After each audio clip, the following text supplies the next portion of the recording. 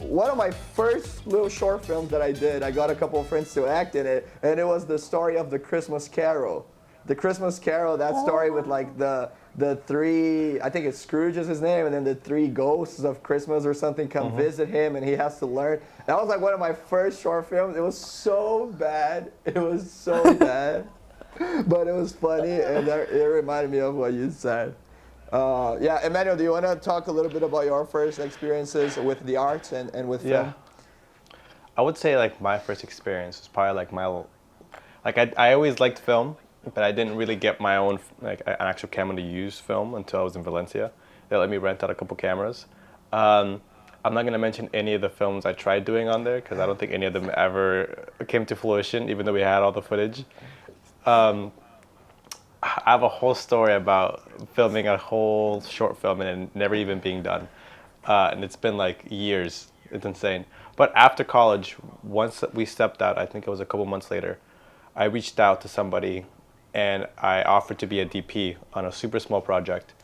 And I jumped on set. I was a DP, and the guy who wrote it was also an actor. So he's kind of acting himself in it. So we start shooting it. And then like a week goes by, and then the director is like, "Hey guys, I can't be there anymore. I have to go to India." And I'm like, "What the heck?" And then she's like, she let us borrow one of the props to use, but then she's like, "I need it back. That's my boyfriend's. So you have to refilm the whole thing because now we don't have a jacket." So then we started from scratch, and then the writer made me the director because he didn't know who else could direct. So I was like, "Ah, my God." So then I became the director and the DP, but the thing is, the script wasn't really planned out well. So let's just say like the actors would ask me things and they were right, it wouldn't make sense, and then I was like, what do you want me to do? I don't know what you want me to do. So it was a 5-minute film. Because of the weird script, we went back to UCF to shoot it twice, 3 times a month. And it took, I think, like 2 months to shoot this 5-minute short film. And then I had to edit it because editor dropped out. So wow. I did almost like every position on set.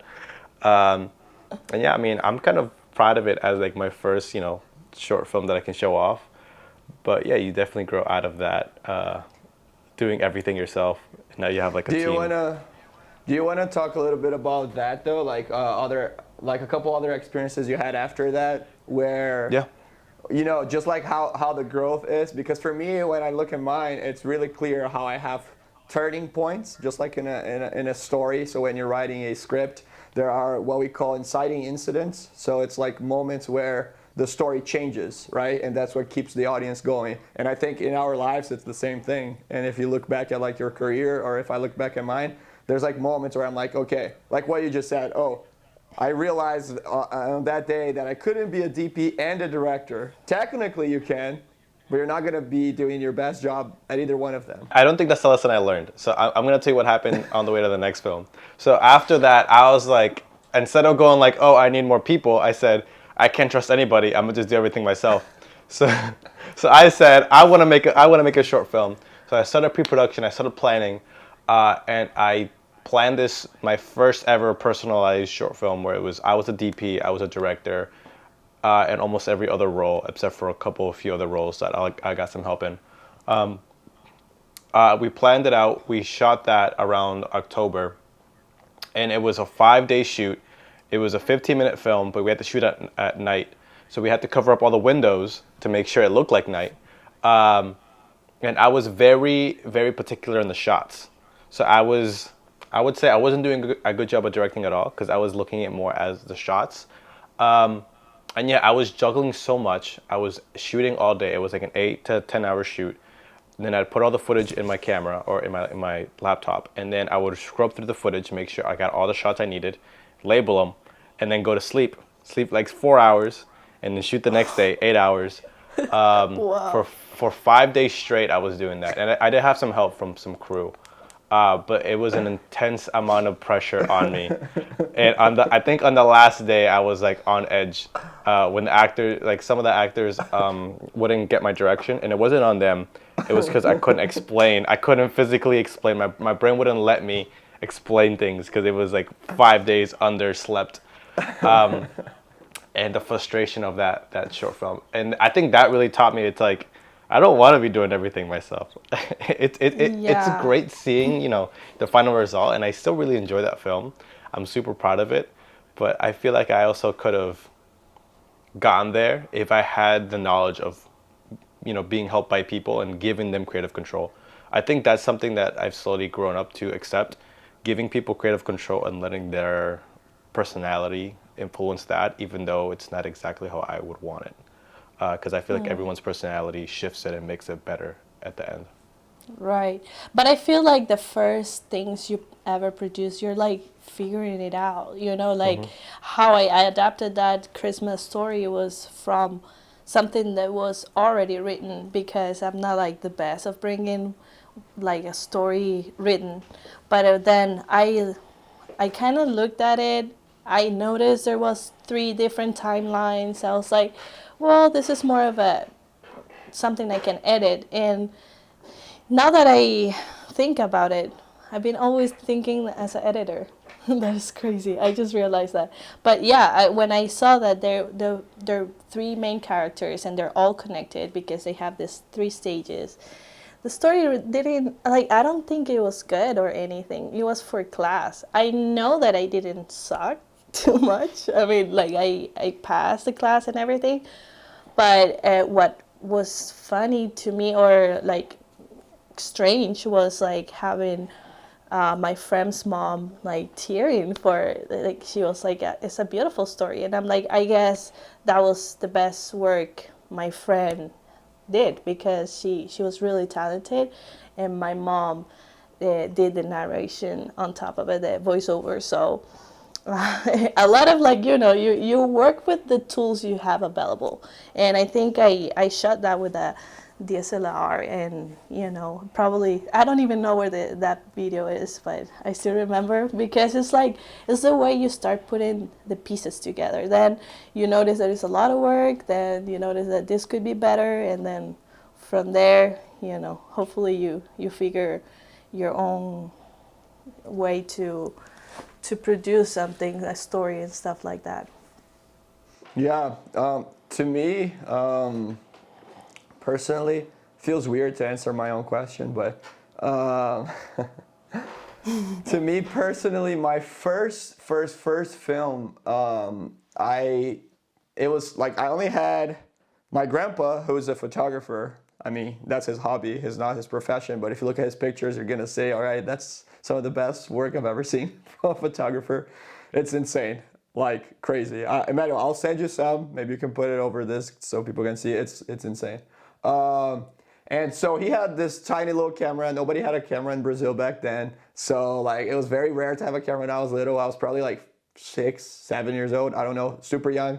And we did this short film just because I loved film and I loved to watch film. And I was like, why not try to make something? I don't know. It was just my idea to do that. And we were like, okay, what kind of stories can we do first? And I still do a lot of thrillers, and maybe that's why. My first film, I was like not even 10, I swear. I was probably like 8, maybe. It was, so there's a book by Edgar Allan Poe, one of the biggest horror movie or horror storytellers in history, Edgar Allan Poe, and it's called Crimes in the Morgue Street.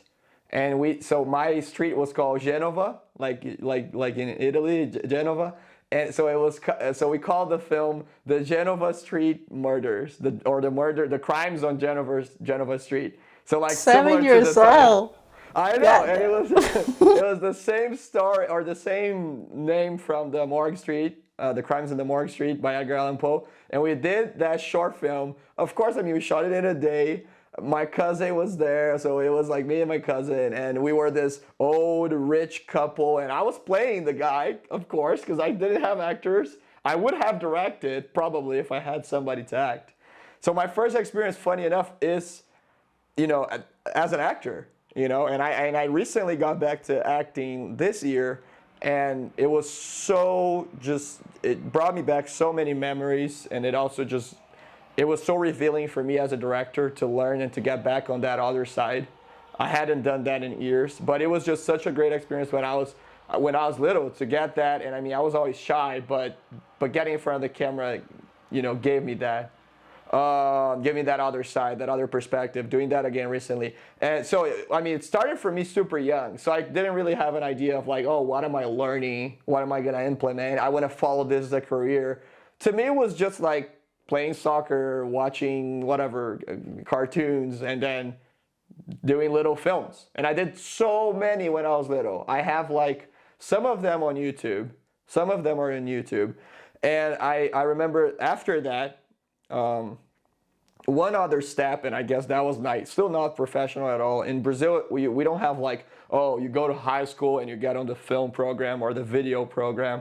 We don't have that. In high school, you're learning math and you're learning Portuguese and sometimes you're learning English and, you know, science, that's it. You're not getting any technical degree from high school. So I was getting my friends together and I was filming stories. And I wrote this story about this bubble gum that these teenagers would buy, and then they would eat it and they would become zombies, like the next day or something. And this bubble gum, and that's like, so interesting. It was a pretty decent story, and the bubble gum was like spreading throughout the whole world, and it became this pandemic thing where everyone was eating it in different countries, and everyone was becoming a zombie. And we showed that movie in class to everybody, and the whole school like saw it and loved it. And we went on and we did number 2, number 3. We did like a whole series. So it was cool. After that, everything else was more thinking like, okay, I want to do this for life. Like I want to work with this. What do I do? Yeah. So then it becomes just academic and it becomes professional in different ways. But if you look at one turning point for me, I think was after I went to UCF and I was doing film, and then I got into the advertising program instead of the film program. So then I started following advertising more. But my roots were bringing me back to film, and I just met the right people, and I was like, let me go back to doing film. And it was almost like a fresh start all over again around 2019, I think, which is when I met EMMANUEL. And if you look at like our first film together, what was it? It's a Date. It's a Date, right? So if you look at It's a Date, which reminds me a lot of like, hey, let's just get a bunch of people together and have fun with this. You know, there was some professional stuff going on. Like we had an actual crew, we had lights, we had whatever. But I didn't know the technicalities of these things. It was like a fresh start for me again. It was almost like I was going back 10 years, back in time and starting again. Yeah. But if you compare that to the stuff that we do now and just the amount of stuff we do now, it's incredible how many, you know, the importance of each role on set, the importance of lighting, and how important knowing where to position each thing, what's the right camera for each thing. For me personally as a director, understanding the other side, seeing what the actor goes through to get there, to create that character and to live through that character.